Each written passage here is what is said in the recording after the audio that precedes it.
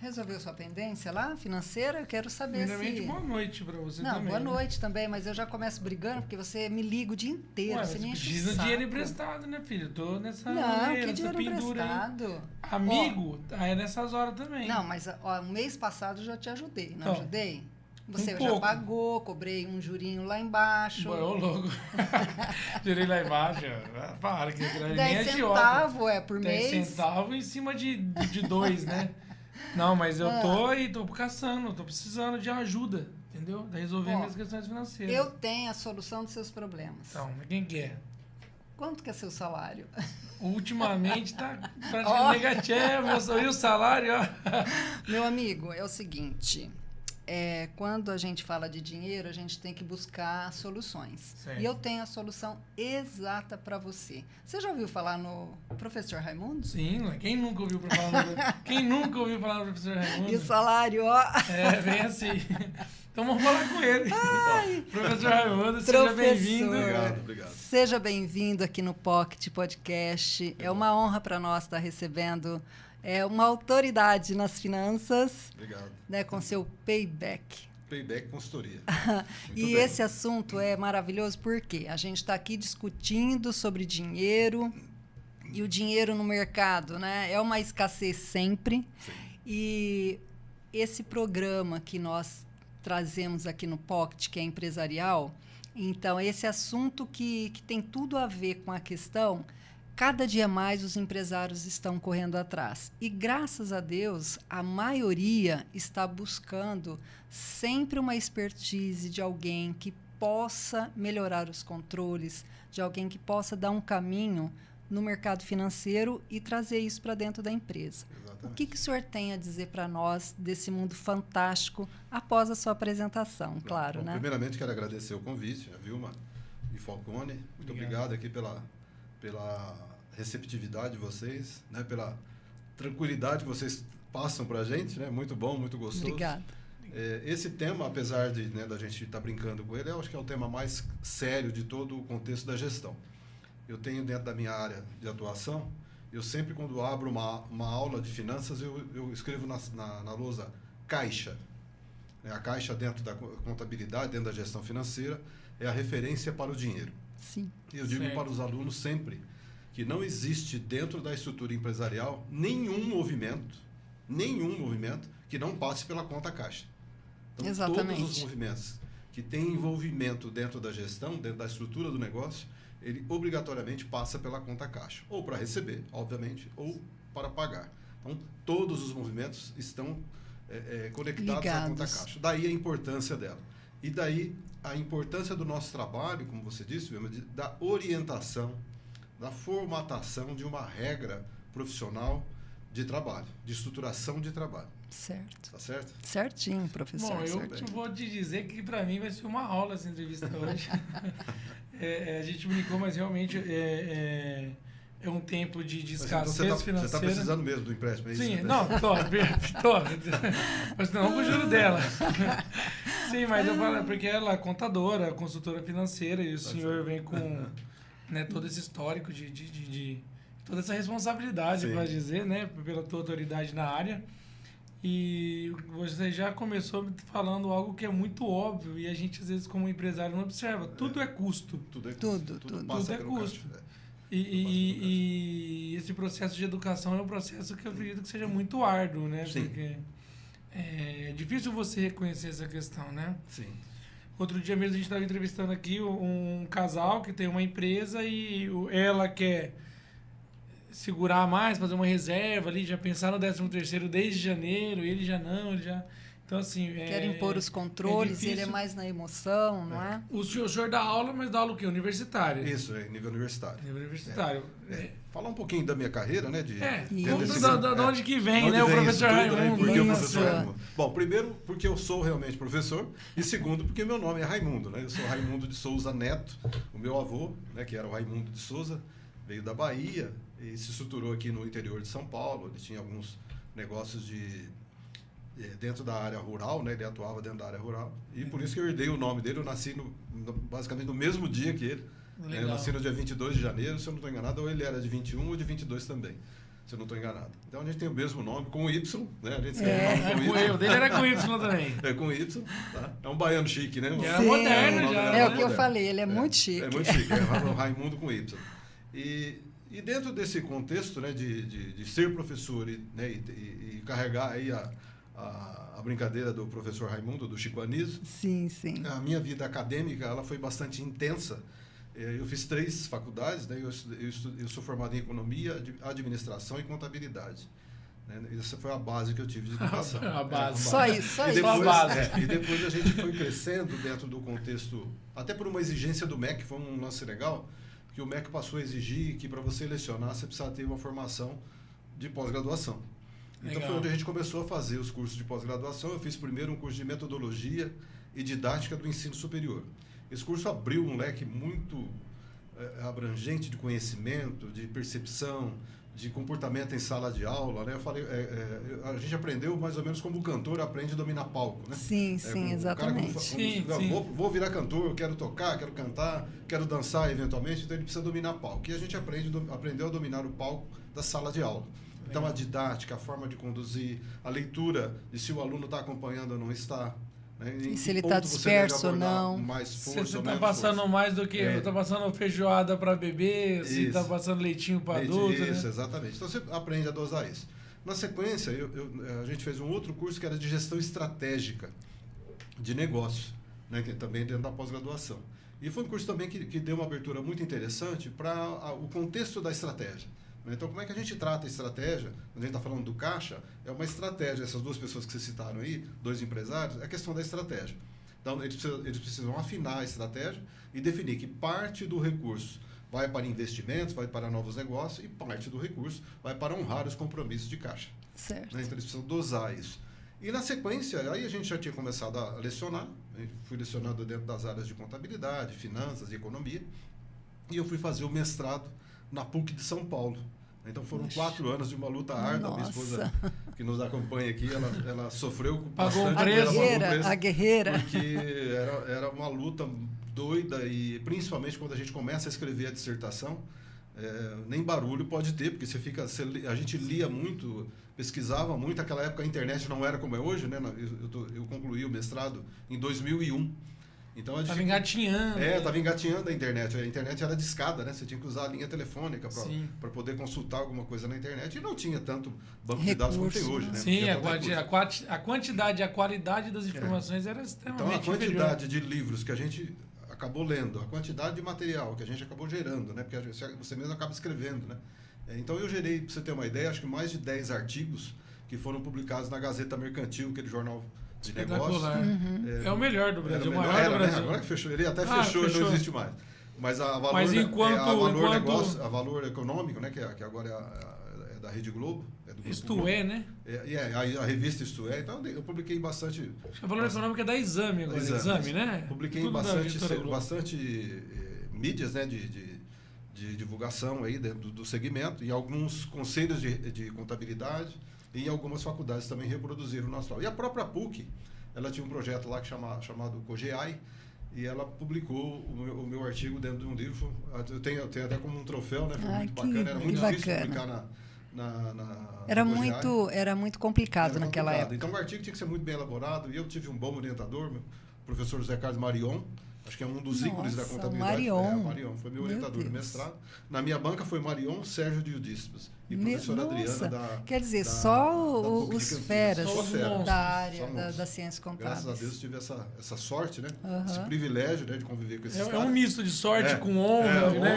Com tudo. E o medo de não dar conta, né, também, porque mas acaba sendo uma energia, né, a mais ali. Você ter essa peso de responsabilidade acaba sendo eu me lembro que na arguição que acontece antes da banca, o professor Sérgio Disso olhou no meu trabalho e falou assim: você não escreveu nada da Itália?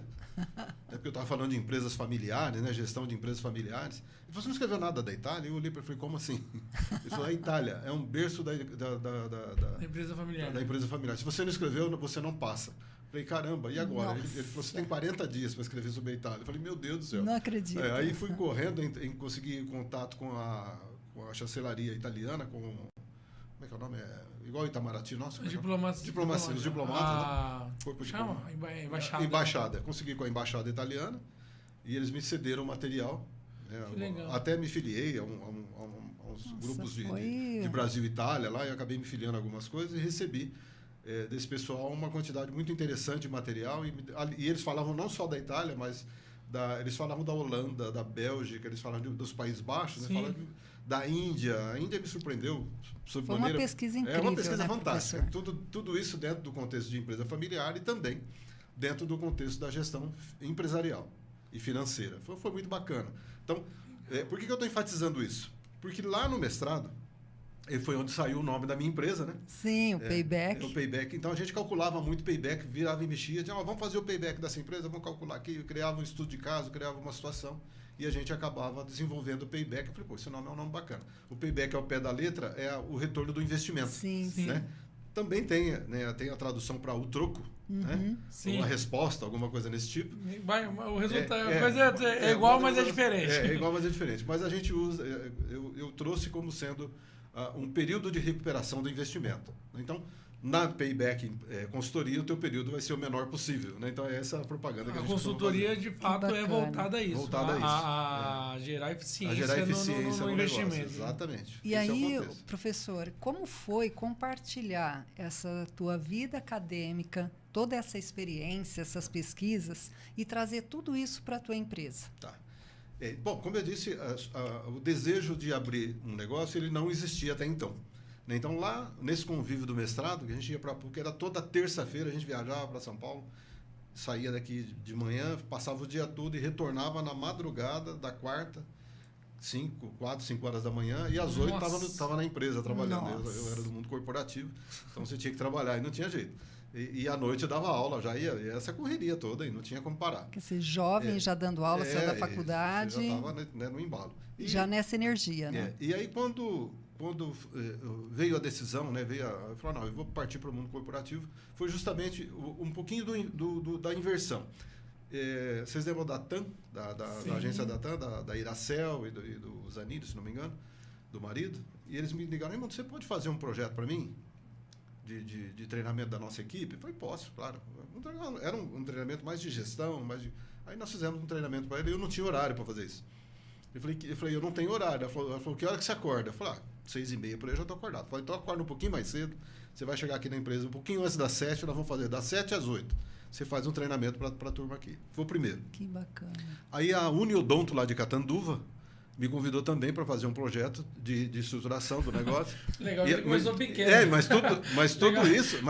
Já fui para o Uniodonto, mas tudo isso, eu não tinha empresa aberta ainda, eu era funcionário de uma empresa. Poxa vida. Eu não podia... Só freelancer. E aí eu fui criando horários alternativos para poder realizar isso. Né? E foi onde eu falei: pô, peraí, existe uma demanda interessante, uma demanda latente para a área de atuação. Falei: vou montar um negócio. Foi onde surgiu o projeto da Payback Consultoria. Foi meio que assim: no dia 28 de agosto, eu cheguei na empresa, falei: gente, eu estou indo embora, vou montar um negócio. O empresário falou: mas você está doido? Como assim? Você tem 15 anos aqui comigo, você vai sair de uma hora para outra? Eu falei: não, eu vou montar meu negócio e não vai ter volta. Ele falou, não, então faz o seguinte, monta o teu negócio, você volta aqui, a gente faz um contrato. Eu falei, beleza, tá tudo bem. E aí, saindo de lá, a minha esposa veio comigo, nós estávamos andando na rua ali na altura da Santa Casa, tinha um predinho lá, com um predinho de sala escrito aluga-se. Falei, é aqui mesmo. Falei, aqui. vamos parar. Aí a gente alugou, a primeira Poxa sede da empresa foi ali. Então, no dia 28, tudo isso aconteceu no dia 28, no dia 1º eu já estava com a empresa montada. Que Gente. legal. Eu tinha aberto a empresa, estava tudo pronto. Olha isso. Tudo pronto, estava tudo Agilidade estruturado. total. Tá? É que, na verdade, a Ele é empresa focado, já né? estava pronta. Na verdade, né? já estava rodando. O empresário já tem a Isso. empresa na mente dele. Já Tem. estava estruturado o projeto. Já era o empresário, já tinha o serviço prestado, né? E prestando e a prestar. E o serviço que você passou a prestar era o que você já prestava? Era o que eu já prestava. Eu já fazia. Dentro da empresa. Na verdade, eu tinha feito as anotações e a gente começou a trabalhar com 3 pilares dentro da administração, que era o diagnóstico, levantar quais são as falhas que a empresa tem dentro da sua estrutura. Essas falhas, eu fui um pouco ousado no começo, eu não sou muito bom para lidar com estratégias de RH. A gente entende um pouquinho, mas não é muito a minha praia. Eu prefiro trazer os colegas que são bons nisso, os né? parceiros, que manjam né? mesmo. Então, trago os parceiros para atuar dentro dessa área. E depois a gente traçava um perfil de cliente. Né? Então, a minha referência, toda vez que eu vou dar uma aula de estratégia, de negócio, eu escrevo início e fim. E aí eu trago o fim para o começo. Né? O fim é o começo. Ou seja, para quem você quer vender? Eu quero vender para homens com faixa de idade entre 25 e 30 anos que corta cabelo uma vez por semana. Que é o caso do nosso amigo aqui. Então, se eu tenho estabelecido quem é meu público, todo o processo de estratégia fica mais fácil. Tá?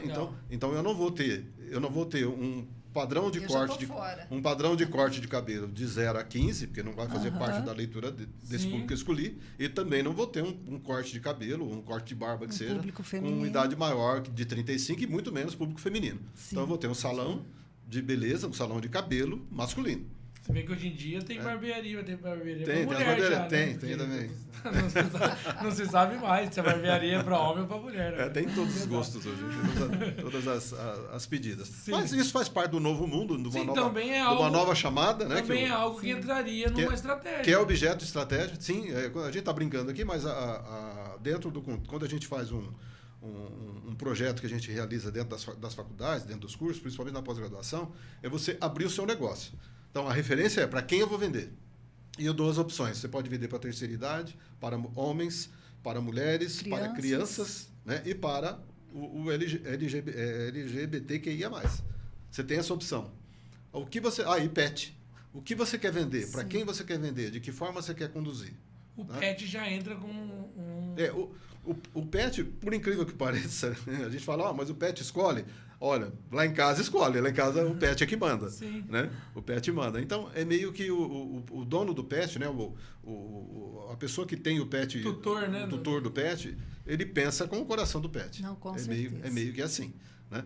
Então, todas essas dinâmicas e essas decisões você vai estabelecer olhando para quem você vai trabalhar. Então, esse seria o segundo ponto. E depois, a gente faz a análise que a gente chama, é um termo mais técnico, mas a gente chama de análise SWOT.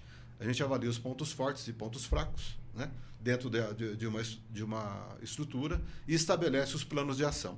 Aquilo que está bom, reforça. Aquilo que está ruim, trata. Né?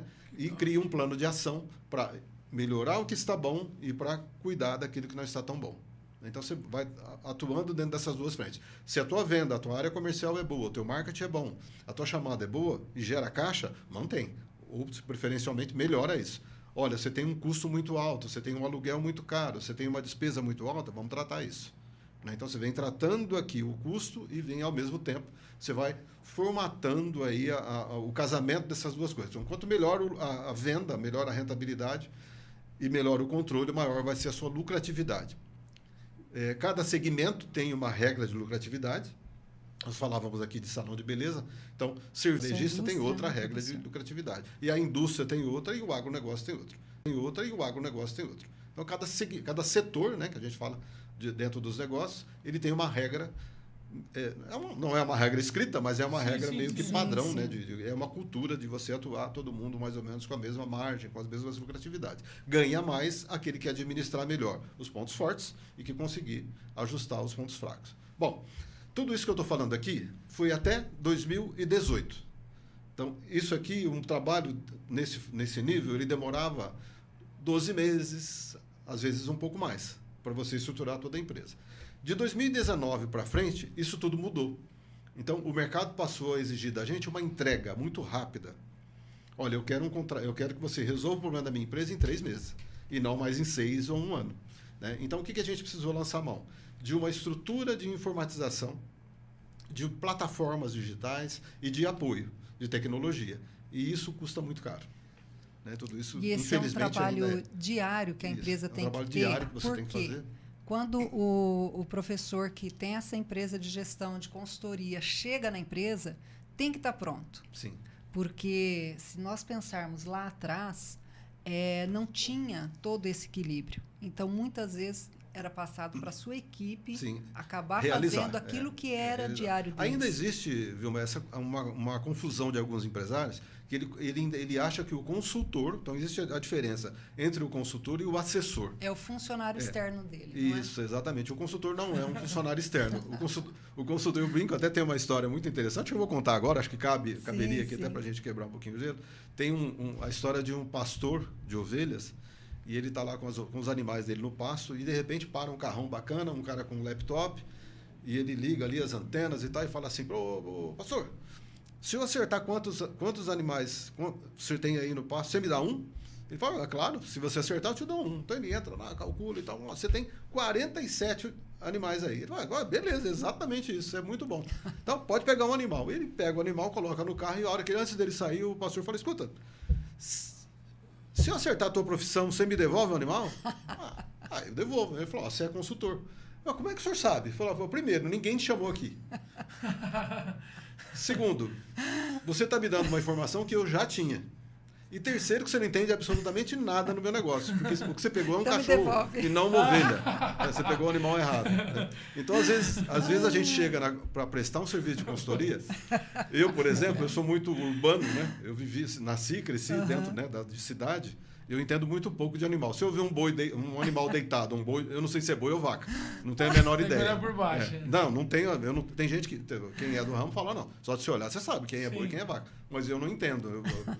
Eu lido com isso. Já trabalhei em projetos de produção de leite, um monte de situações de gado, mas eu não entendo nada. Eu não sei quem é o menino e quem é a menina ali da jogada. Mas nos dias de hoje, se esse gado usasse uma peça íntima, o senhor também ia ficar confundido. Fica. É verdade. Ficaria com certeza. Então é muito complexo, né? Você chegar na empresa com essa, como nós estávamos falando, essa expectativa que o empresário tem de que o consultor tem uma varinha mágica, ele vai, ele vai identificar onde está, ele vai bater a varinha e tudo vai se resolver. Não é bem assim. Não é bem a gente realmente levanta o que está errado, como nós falamos, a gente faz um diagnóstico. Olha, a tua empresa precisa disso, disso e disso. Você tem estrutura para montar? Eu tenho. Então, tudo bem. Eu vou monitorar esse processo. Em 3 meses você vai estar pronto. Isso a gente consegue fazer hoje. 3 meses? Dá para fazer hoje, dependendo, né, do grau de dificuldade. Dependendo da situação que a empresa estiver. Mas tem casos que você tem que fazer coxa de retalho. Então, você pergunta para o empresário, você tem um fluxo de caixa? Não. Você tem um DRE, uma demonstração de resultado do exercício? Não. Você tem um controle de ativo e passivo? Não. Você tem controle de inadimplência? Não. Controle você controla custos? Não. Estoque, então? Estoque, jamais. Jamais. Então, o que você tem que fazer? Você precisa fazer passo a passo todos esses processos e isso demora. Né? Porque você precisa levar a equipe, você precisa ter estrutura, você precisa ter software, precisa ter um monte de coisa para poder fazer com que esse contexto aconteça. Então, essa é a realidade que nós temos hoje, ainda temos, desculpe, no meio empresarial. Tem empresários que não têm essa formatação. Mas são empresas muito pequenas, não são? Não. Eu tenho empresas médias, empresas que faturam aí de 5 a 10 milhões por mês e tem essa falha de estrutura. Tem. Infelizmente ainda existe. Tá? Então tem muito empresário que tem a leitura somente da venda, né? Que eu preciso vender. Fala, tudo bem, você está vendendo, não, mas você está ganhando. Às vezes não. Então, às vezes ele vende bem, né? Tem um potencial de venda, o negócio por si só. Então, um negócio que gera caixa com rapidez, ele acha que está tudo ótimo. Mas, na verdade, não está. Ele poderia ter uma margem melhor, ele poderia ter um controle melhor de custos, ele poderia ter uma formação de preço mais adequada, ele poderia ter um diferencial de produto com relação à concorrência, enfim. E ele acaba, né, andando numa única linha, numa única toada e não enxerga as possibilidades que o mercado proporciona para ele dentro desse contexto. então, com base nesse novo cenário que a gente está vivendo aí, de 2019 para cá, eu não gosto de falar da pandemia, tá? Não sei se vocês não se incomodarem, eu prefiro não falar. Nem em aula eu não falo dela. Foi algo que passou e já foi, e nós estamos... Vida que segue, né? Vamos embora. Não existe mais a pandemia. É vida que segue. Não adianta chorar pelo beijo que você não deu na namorada. Naquela moça. Verdade. Não beijou, passou, a vida seguiu e vamos para frente. E aí a gente criou, quando eu falo a gente, eu e meu filho é da área de publicidade, e a gente discutindo lá, ele falou, pai, nós precisamos mudar a entrega, precisamos mudar o nosso projeto. Nós tínhamos desenhado isso lá em 2019, aí por conta até de custos e dessa situação negativa que nós tivemos, a gente acabou postergando. E agora, em 2022, a gente lançou um projeto que eu chamei de Book 23. O Book, que é a ideia das fotos mesmo, da apresentação. Então, uma apresentação para o ano de 2023. O que é? O Book 23 foi a estrutura de formatação de um negócio com a característica de um EAD corporativo. Não, mas espera aí, então você acha que você vai resolver o problema das empresas com treinamento apenas? Não, não é apenas o treinamento, é com o treinamento também. Né? Então, o Book 23 traz o treinamento, principalmente no projeto da gestão financeira, né? E a gente entrega também a mentoria. Né? Então, o meu cliente que desejar comprar um curso de gestão financeira, ele vai ter, eu vou ler rapidamente aqui, uma orientação para balanço patrimonial, contas de resultado, contas a receber e a pagar, fluxo de caixa, inadimplência, margem de contribuição, preço de venda, custos da prestação de serviços ou de mercadoria, análise financeira e planejamento orçamentário. Então, ele tem 10 ferramentas para estruturar a gestão. Essas 10 ferramentas, a Payback Consultoria faz a mentoria dessa estrutura dentro da empresa. Mas por que a gente optou por essa proposta de vender treinamento? Porque é mais ou menos o seguinte, até para que vocês visualizem o nosso pensamento inicial. Eu tenho dentro de uma empresa alguém que cuida do contas a pagar. Essa pessoa é extremamente competente, ele entrega tudo dentro do prazo, paga direitinho, controla tudo bonitinho. Se você perguntar para ele onde impacta o teu processo de contas a pagar dentro da contabilidade ou dentro da gestão financeira, ele não sabe responder. Se você pegar o cara do RH e falar, olha, você fez a folha de pagamento, fez a provisão de férias, de 13º, tudo isso que você fez foi ótimo. Qual o impacto isso tem dentro da gestão empresarial? Ele não vai saber. Eles não sabem, porque eles não analisam. É aquele, apertei o botão e eu tenho. Está feito. Exatamente. Mas não analisa. Então, né, qual que é o nosso objetivo? É melhorar o desempenho desses caras. Essa turma que precisa de apoio, essa turma que precisa do nosso abraço. Né? Então, o projeto, né, é uma coisa que a gente fala lá, nós falávamos, né, na prévia aqui de religião, né, de igreja. Então, por que você veio ao mundo? Qual é o sentido da vida? É ajudar o outro. Né? É ajudar o próximo. Sim. Esse é o sentido da vida. Então, é isso que a gente está querendo fazer aqui com o Book 23. Eu quero ajudar, de uma forma, claro, que me ajude também, que eu tenha um ganho em cima disso, claro. Sem dúvida, né? Mas eu quero ajudar aquela pessoa que está envolvida no processo de gestão e que não entende, ele não consegue enxergar onde isso pode levar. Independentemente dele ter feito uma faculdade ou dele ter feito um curso específico dentro das áreas de finanças, a gente consegue mostrar para ele, através de uma videoaula, de um e-book bem elaborado e da mentoria, né, que a gente consegue galgar passos e resultados muito interessantes apenas com essa orientação de equipe. Então, vamos imaginar que eu tenho um time que faz os lançamentos contábeis, eu tenho um time que controla contas a pagar e receber, eu tenho um time da escrituração do ICMS, né, da gestão de tributos, de compras, um de vendas, enfim. Todas essas equipes, eu trago essas equipes num bloco só e a gente consegue mostrar para esse cara, olha, tudo o que você faz reflete no setor A, B, C e a empresa melhora em tais níveis. Isso é até algo extremamente relevante para o comportamento do próprio colaborador, né? Sim, ele saber exatamente. a relevância do trabalho dele, né? Isso. E outro detalhe, né, professor? Isso vai despertar naquela pessoa um olhar de análise. Sim. E ele vai saber que o que ele faz vai ajudar aquele outro colega do a receber, ele é do a pagar, Sim, mas o a receber exatamente. Vão se compreender. E juntos entregar o melhor para o contador, para o gerente financeiro. É a ideia da sinergia, né? Isso. Então, a gente sempre fala-se muito em sinergia dentro das empresas, mas pouca gente sabe o que é isso. Então, até hoje eu vi um vídeo muito bacana, um colega me mandou Depois eu até repasso para você. Sim. O cara ele está fazendo uma palestra lá, uma dinâmica, e ele entrega um balão e um palito para várias pessoas dentro da sala. E ele fala, ó, quem permanecer até o final com o balão... eu vi hoje. Você viu? Com o balão na mão, né? Com o balão na mão, vai ganhar R$1.000. Né? E o que acontece? Todo mundo sai furando o balão do outro, um consegue lá se esconder no final. Aí o rapaz pergunta, quem tá com o balão? Só um cara tá com o balão.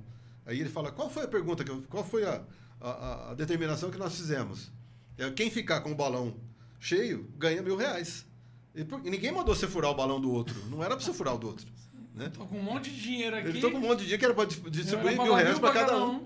Só um cara ganhou R$1.000 porque ele conseguiu ficar com o balão intacto. E os outros partiram já imediatamente para a agressão, para furar o balão do outro, né? Para tirar a oportunidade do outro. É muito interessante.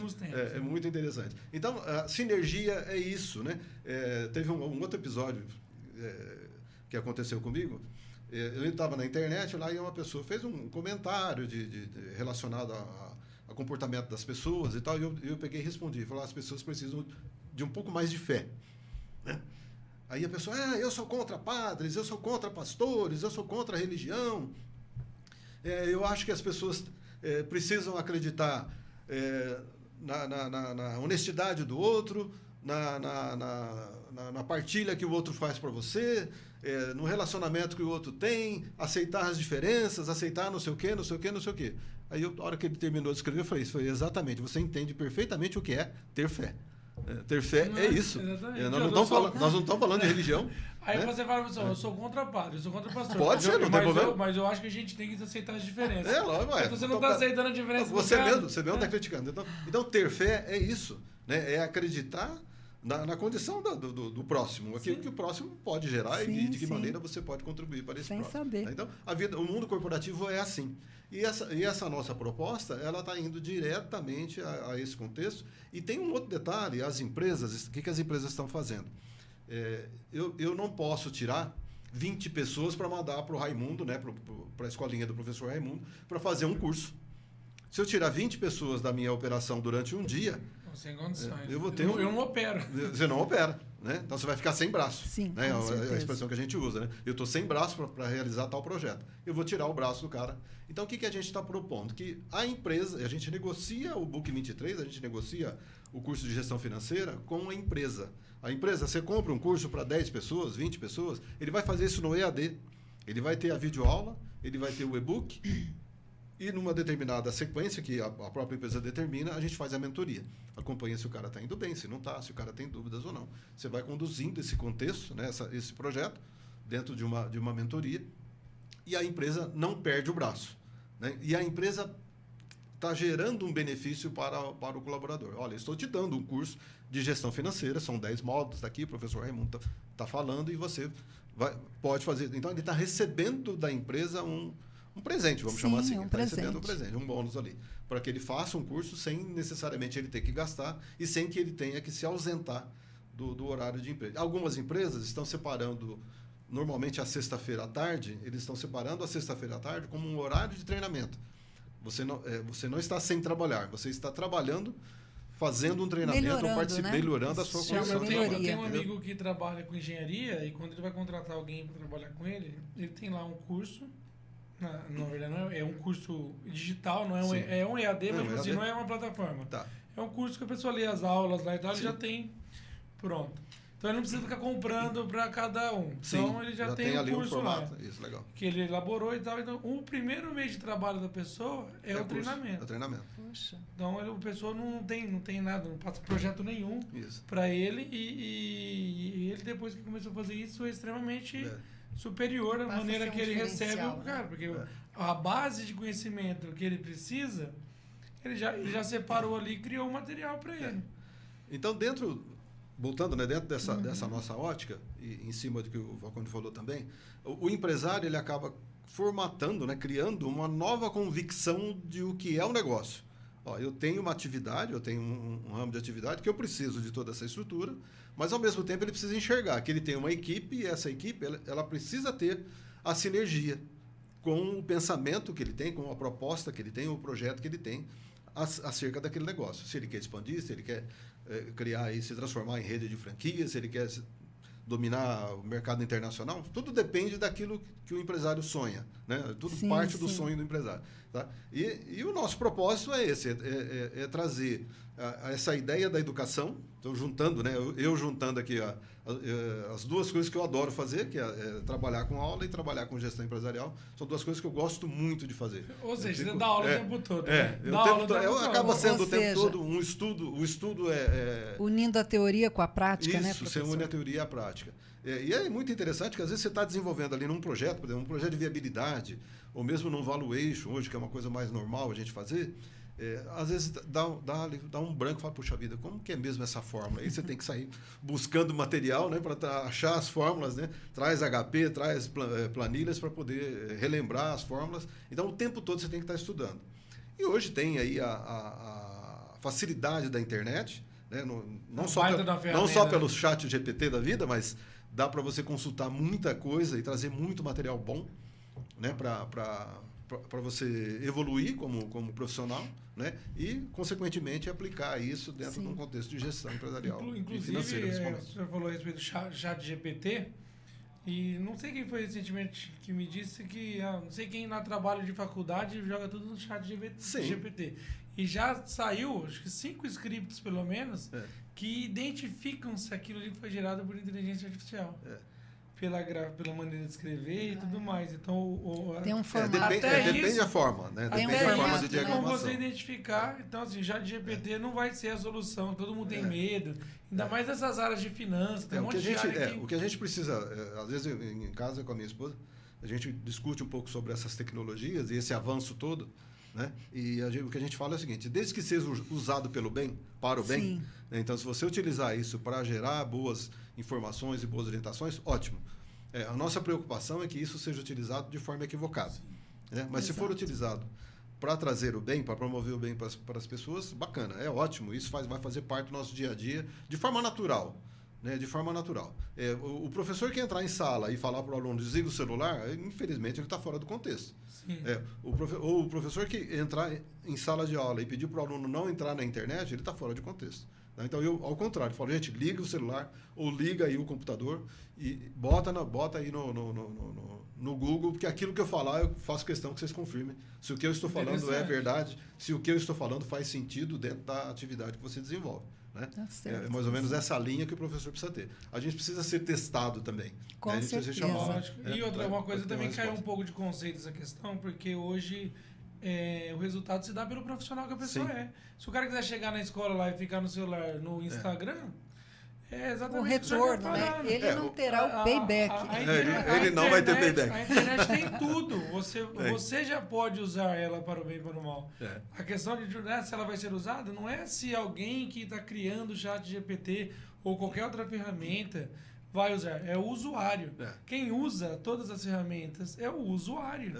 Então, o cara pode pegar hoje e fazer uma rede social 1000 vezes melhores do que qualquer uma que exista hoje. Se ele não tiver os usuários... Teve um período que eu dava aula no curso de Direito, eu dava economia para o curso de Direito. É uma tarefa difícil. Porque o cara do Direito, ele quer saber tudo menos de economia. Ele quer saber de lei, ele quer saber... Ele não vê a hora de pegar os códigos e sair pesquisando e tal. E aí, quando você entra com economia, falar de curva de demanda, ele apavora. Ele fala, meu Deus do céu. E quando eu dava e as salas eram muito grandes, nós tínhamos salas com 100, 120 alunos. E quando chegava o período de provas, eu falava para os caras, gente, faça cola. Os caras, mas como assim? Você vai deixar a gente colar? Não, deixar colar eu não vou. Eu falei, mas faz a cola. Que é mais ou menos o chat GPT hoje. Então, a hora que você entra no chat GPT e você traz o material e gera um conteúdo, e se você, como eu disse, se esse conteúdo for utilizado para o bem, se você mostrar para as pessoas, olha, esse conteúdo é verdadeiro, está aqui, tem referência bibliográfica. É como se fosse uma fonte. Isso, a fonte de referência bibliográfica. Você pode checar que você vai encontrar essas informações lá. E eu falava para os caras, façam a cola. Então, quando você faz a cola, você estudou. Com certeza. Né? Para fazer a cola, você precisa estudar. Então, a gente faz a cola. Não, mas como assim? Você vai deixar usar cola? Não, se eu pegar a cola, eu dou 0. falava para o aluno, mas Mas faça a cola. faça a Monta a cola. cola. Então, e eles não entendiam muito bem o que eu dizia, que é mais ou menos o que o GPT faz hoje. Então, Quer dizer, o você professor pode já colar. estava à Só frente. não pode deixar o professor ver. Não, você pode colar. O detalhe é que você tem que fazer um bom uso daquela informação. Exato, né? exato. E é mais ou menos o que eu falava para os caras lá atrás. Pode fazer a cola, monta a cola. Só não deixa eu pegar. Né? Sim, exatamente. Pode Eu colar, posso só não ver. deixa o professor ver. Pois é, pegar, vou te dar professor, já tem praticamente 20 anos nessa profissão, nessa carreira, né? E ao longo desses 20 anos, quantas empresas já passaram pela Payback? Tá. Bom, como eu disse, a Payback, a gente, na verdade, foi um pré-2001, né, que a gente começou, com esses atendimentos que eu falei, mas já são mais de 200 empresas assistidas. Poxa vida! E sem contar as recorrências. Que coisa boa! Eu posso até falar o nome aqui, Sim, a Expresso pode. Salomé. É um cliente que eu tenho no coração, eles são muito amigos Das antigas, assim, né? amigos de casa mesmo, de família. E com eles, se eu não estou enganado, é de 2003 até hoje, todo ano a gente tem um projeto juntos. Poxa, que Raramente legal. passa um ano sem que a gente realize pelo menos um projeto lá dentro, ou pelo menos algumas reuniões e monitoramento de alguma coisa. Tá? Assim como o Salomé, tem outros clientes que a gente atende, graças a Deus. Existe a recorrência, sempre tem 3, 4, 5 projetos na sequência. Né? É muito gratificante isso, né? É um reconhecimento da qualidade do trabalho que a gente realiza. A recorrência, Deus. a gente diz que é o nosso troféu, né? É o troféu, professor? exatamente. É igual o cara que importante. repete o prato, né? É. Quem cozinha, né? Opa, esse cara Se gostou. então, repete porque está muito bom, é né? muito bom, exatamente. E o senhor, lá atrás, o que chamou para o lado da economia aí? O senhor tinha os avós, parte mais agrícola? Né? Meu pai era da ferrovia, para você ter uma ideia. Ele trabalhava na ferrovia. Mas o meu irmão, ele veio trabalhar na área contábil e ele, querendo ou não, ele acabou influenciando um pouquinho, né? Legal. Ele era o irmão mais velho, né? Sim. E eles trabalhavam nessa área administrativa, contábil, e isso você acaba enchendo os olhos, você passa a ter um modelo ali. E eu entendi que aquele seria um formato legal. O primeiro trabalho que eu tive, isso em Catanduva, eu tinha lá, se eu não estou enganado, 76, eu tinha 13 anos de idade. E eu fui trabalhar num lava-jato. A gente lavava carros, né, durante a semana. E tanto é que eu gosto de lavar carro até hoje. Eu lavo meus carros, eu lavo moto, eu gosto de lavar. Né? Eu gosto de lavar. Limpo por dentro, limpo o motor. Eu passo a manhã inteira cuidando dos carros. É uma terapia, eu gosto muito. E depois eu fui trabalhar com um grande amigo, que até hoje é um grande amigo, que é o Tercílio Zago, lá de Catanduva. O Tercílio tinha uma copiadora, né? Então eu aprendi a relação de cliente, de atender, de abordar, de cuidar do caixa, de cuidar das estruturas, né? E o Tercílio, assim, eu gosto de falar dele, vou falar de um outro cara também aqui de Rio Preto, que é o professor Bolsoni, Orlando Bolsoni, que são pessoas... hoje é o vice-prefeito. São pessoas que Deus colocou na minha vida com muita orientação, com muita coisa boa. O Tercílio, naquela época, era muito menino, ele falava, Raimundo, cuidado, tem pessoas que não são tão boas. Cuidado com drogas, cuidado com os lugares onde você vai, com as pessoas com que você anda. Então, isso ficou marcado, assim, puxa, uma paternidade. Uma né? paternidade. E depois, quando eu comecei a fazer o curso de economia, que a gente conheceu o professor Bolsoni, ele incluía a gente nos projetos. Tem um projeto aqui para levantar e tal, vamos fazer? Vamos embora. Estamos juntos, né? Estamos juntos. Então, ele foi meu orientador, né, na primeira monografia que eu fiz, dentro do curso de economia. Né? Então, é uma pessoa que eu tenho, assim, uma dívida, né, de reconhecimento pela orientação que deu. Né? E a gente, como a gente fala, quem recebe tem isso gravado, né, tem isso guardado dentro do coração. Faz parte da formação, não só isso da acaba profissional, mas da do então caráter, eu acabei andando então, por essa trilha, né? De você ir para o lado da economia. Uma outra oportunidade, eu gostaria, até eu e o Wagner juntos, nós fizemos um podcast na CIRP, e a gente fala de Rio Preto, falar de oportunidade, de negócio de Rio Preto. Modéstia à parte, eu conheço um pouquinho da estrutura do que é a cidade, para que lado a cidade se desenvolve, que eu dei aula de economia regional e urbana, mas também economia do setor público, né? Economia e gestão do setor público. Então, por que a cidade cresce? Para que lado a cidade cresce? Por que existe o plano diretor? Então, são todas essas decisões impactam aqui também, na questão empresarial. Não, é legal, é uma discussão bem legal. E o Wagner Jacomete, apesar dele ser mais velho que eu, ele foi meu aluno. Professor, aproveitando esse gancho, né, o senhor falou bem emotivo sobre o seu orientador, Sim. não é?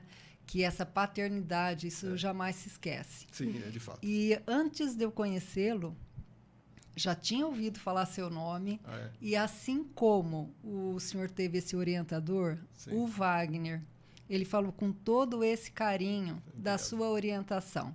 Então, o senhor também tem essas pessoinhas que sim. falam mesmo a seu respeito. É. E o Wagner é um querido, né? Sim, É uma pessoa maravilhosa, com um grande grandes amigo. projetos. Sim. E a gente quer ele aqui também, Não, nós junto vamos com o trazer. senhor daqui a uns Eu dias. falo que você gruda em mim que você vai trabalhar, cara.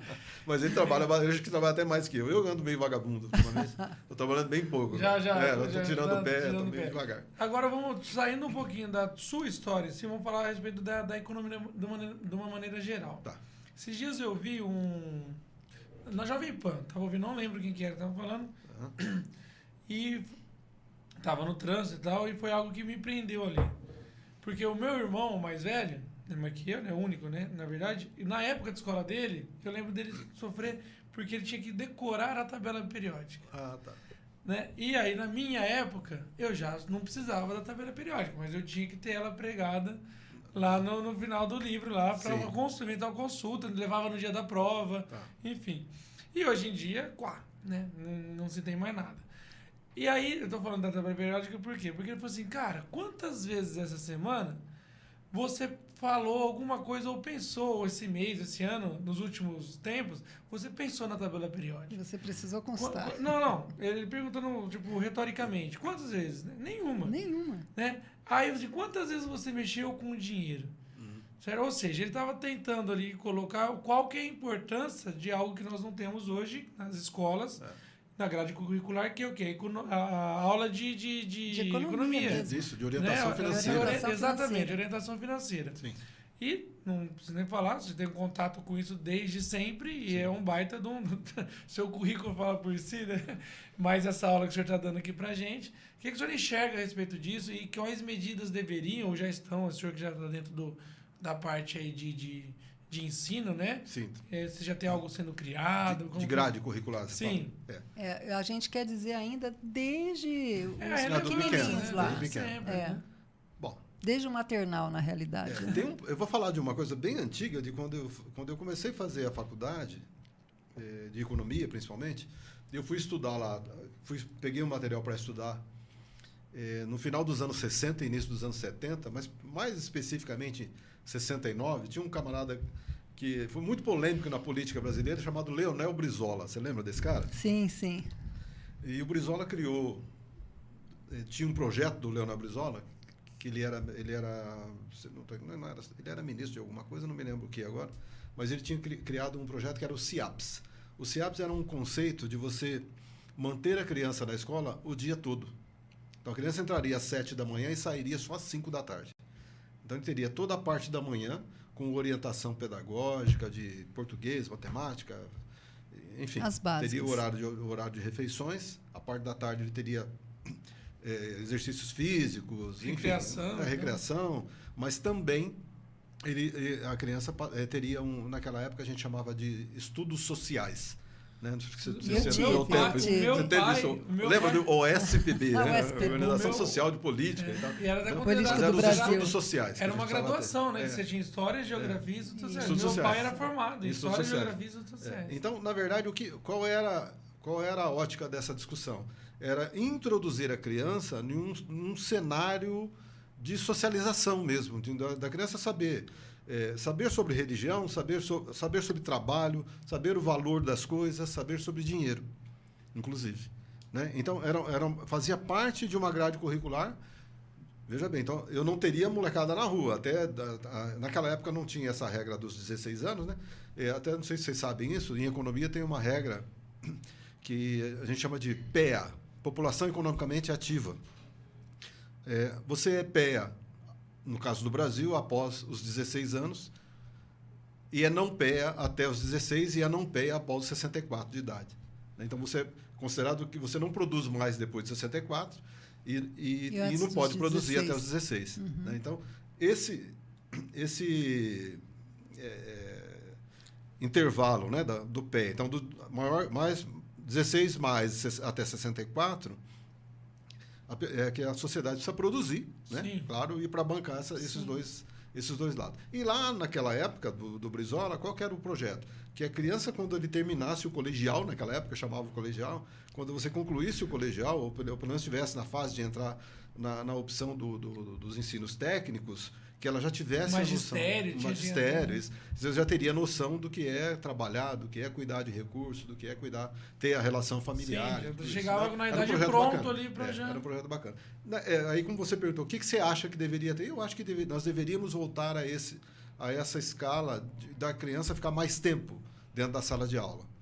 Né? Mais não tempo. À toa, né? Não Porque à toa. hoje eu enxergo que a escola... Aí o cara fala, mas a criança fica de... muito tempo no computador. Não é problema nenhum ele ficar no computador, desde que seja usado de forma correta, desde que seja para monitorado. Monitorado. Até o jogo mesmo, ele pode até jogar.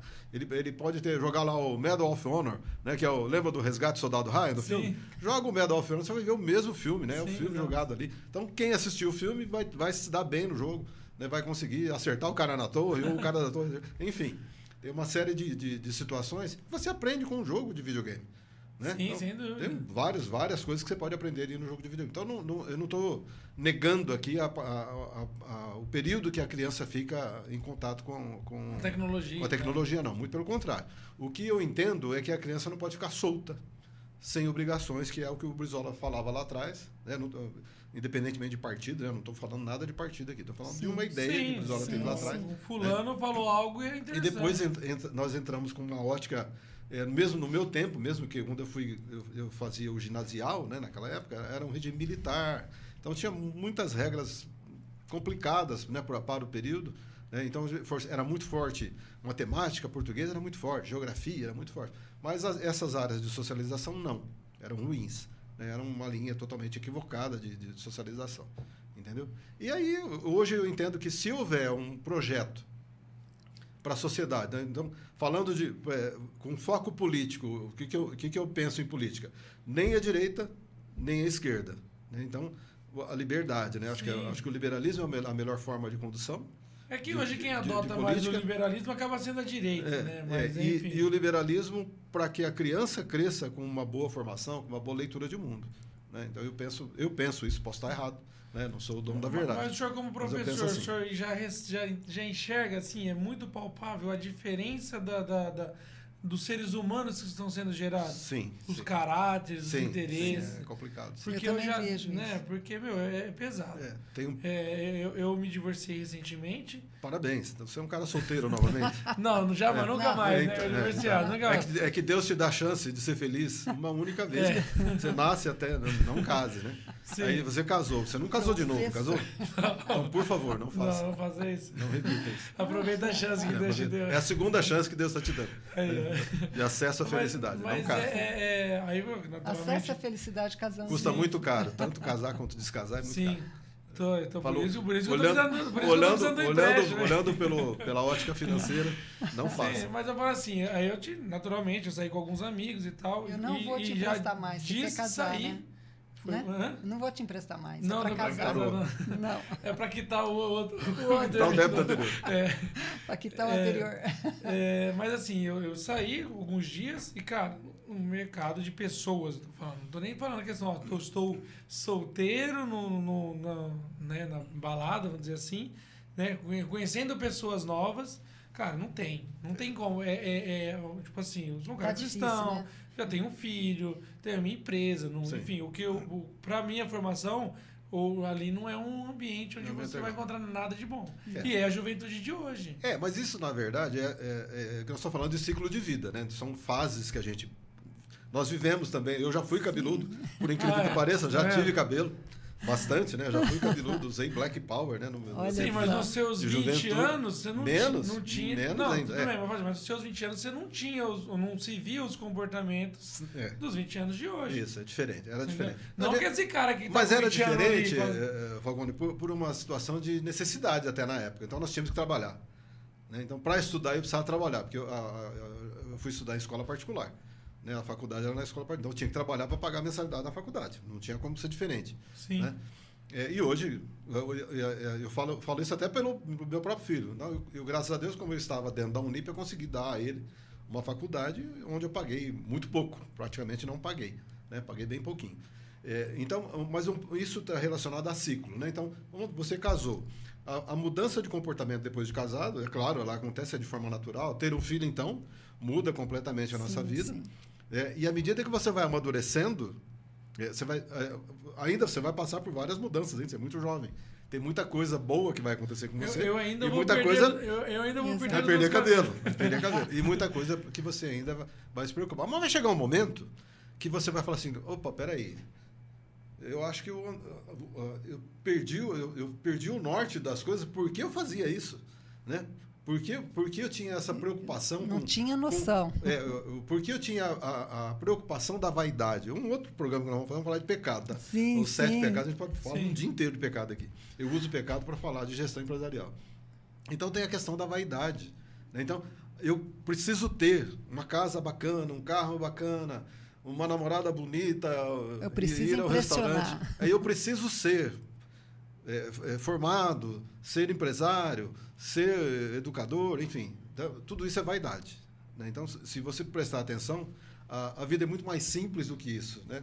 Um abraço, um sorriso, um apoio vale muito mais que qualquer dinheiro. Isso, um aperto de mão, vale muito mais que qualquer dinheiro que ela possa vir a te emprestar aí num dado momento. Tá vendo? Então o que olha. Tá vendo? Viu? Esse cara fechou. Tá a Você questão vai da maturidade. me emprestar o dinheiro.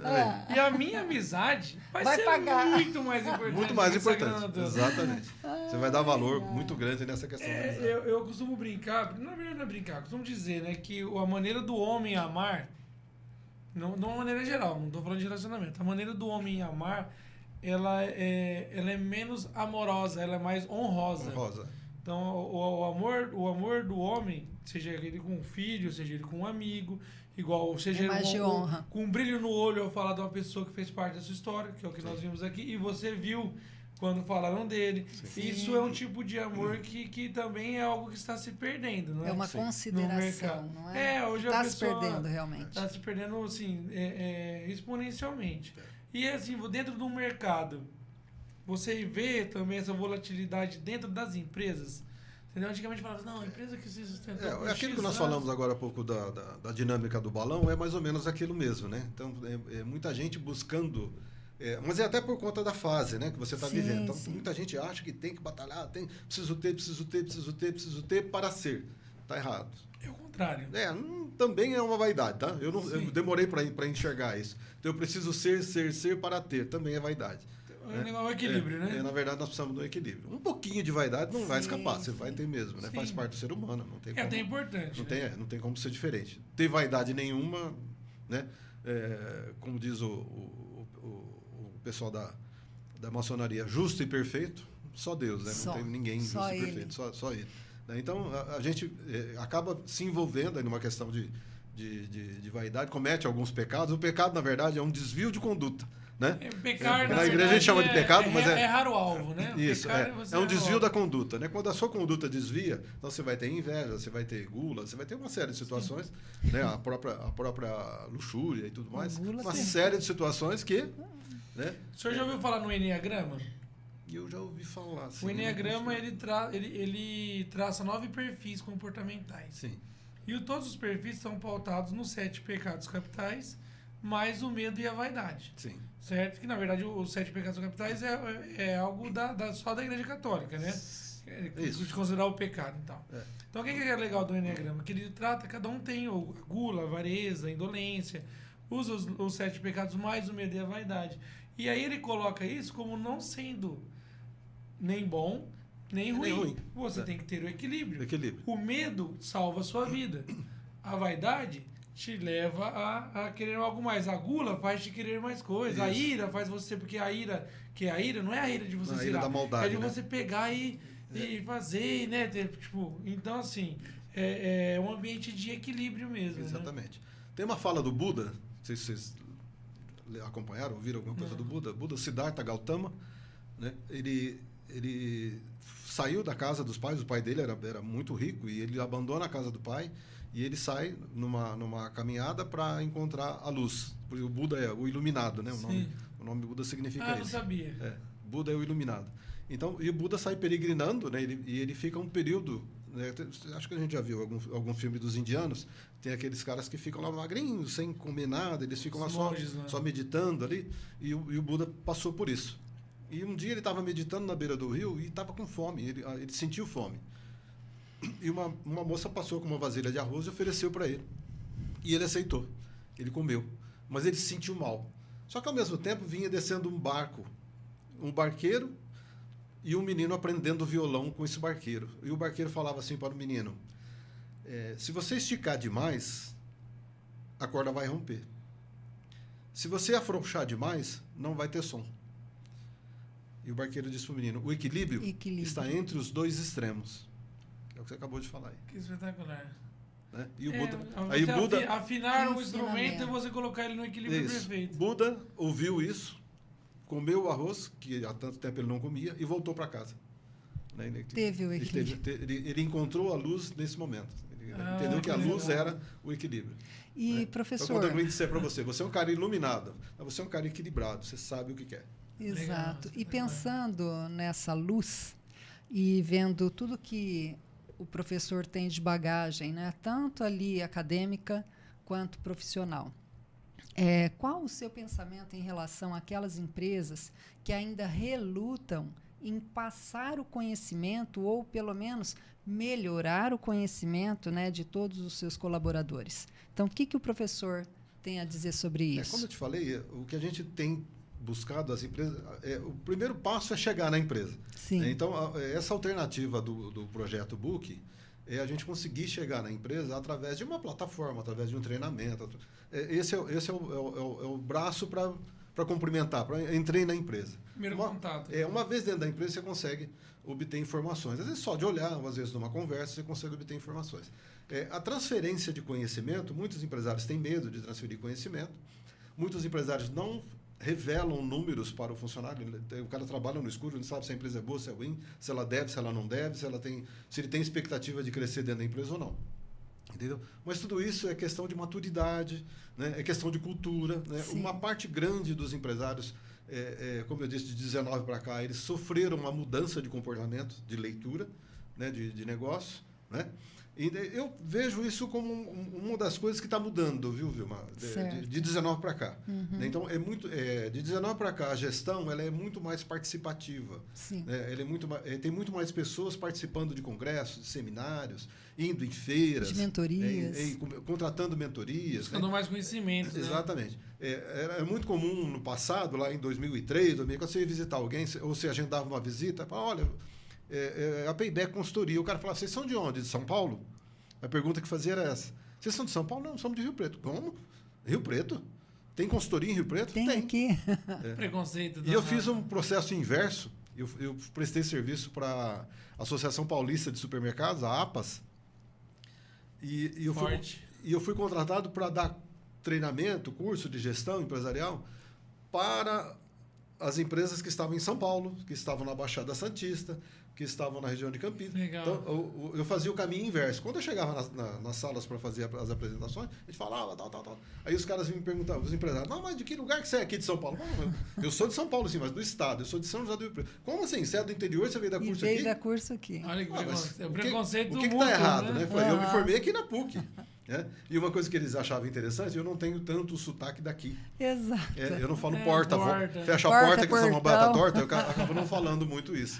Né? Então, eu acabei tendo um pouquinho de adaptação de sotaque, né? Evita um pouquinho o sotaque. Então eles achavam que eu fosse daquela região, mais para o lado de São Paulo. E falaram: não, sou do interior, sou de São José do Rio Preto, né? E tive, graças a Deus, uma boa formação, e eu tenho condições de trabalhar aqui com vocês. A gente foram 3, 4 anos de curso dentro desse projeto da APAS, e sempre acontecia isso. Os caras: mas espera aí, você veio de lá para cá, você está fazendo o caminho inverso?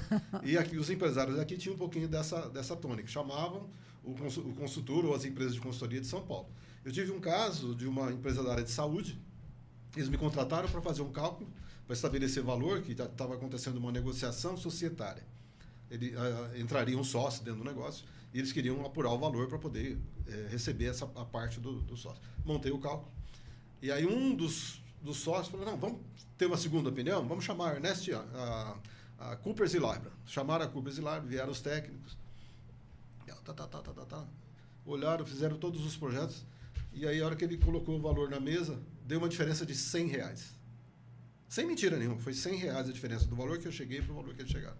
Que espetáculo. Aí os outros falaram, por que a gente contratou esses caras então? Se a Payback já tinha feito, se o Raimundo já tinha feito. Mas é a questão da credibilidade, que naquela época os empresários achavam que a informação certa é a que vinha de fora. Né? Porque as empresas grandes estão na capitais, então a consultoria exatamente, então por que eu vou? Né? E foi muito bom. Vai quebrando, né? Eu nem fiquei chateado, porque paradigmas. foi muito bom para mim naquele momento, e os caras também viram e falaram, não, tem gente boa no interior. Aquilo me gerou parcerias, gerou uma série de coisas. Então a gente trabalhou bastante, graças a Deus, com bastante reconhecimento, né, das empresas dentro do cenário. Pode falar. É um assunto tão gostoso, né? Olha, todos vocês aí que estão acompanhando a gente, não percam. Ainda o professor vai falar muita coisa boa. E falando de coisa boa, professor, o senhor ainda dá aula?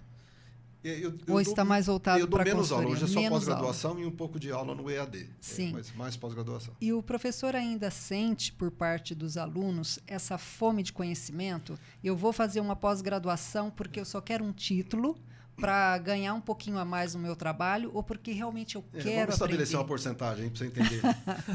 70% dos casos é isso que você está falando. O cara vem para pós-graduação. É só para o título. Porque ele precisa daquela titulação, ele precisa daquilo para uma de um reconhecimento. 70%. De um reconhecimento Tem 30% dentro da empresa. desses casos. Vamos fazer igual a Dilma, uma conta aqui. 70% pensa, os outros 40%. 70% de 30%. Depois eu quero falar a respeito os outros 40%, quer dizer, passa de 100%. Mas 70% de 30% não é 100%. Não é 100%. Deixa eu falar, essa frase da Dilma... Olha, Dilma, não é Vilma, hein? Ela não estava errada quando ela falou. Porque ela falou assim que não era 30%. É 30% de 30%. Que não é 100%. Que daria aquela percentual menor. 9%. Então, enfim. É muito inteligente. Não vou eu defender logo a Dilma. Isso. Mas, ainda bem que de todas as asneiras que ela já falou, essa daí ela não mas na verdade, retomando. Então são 30% mais ou menos de quem entra num curso de pós-graduação para realmente que tem aprender. o objetivo de aprender de fato ou até de usar esse conhecimento na própria vida acadêmica, ou o cara quer se aprofundar mesmo dentro de alguns setores. Não é todo mundo, é uma fatia pequena, mas existe sim.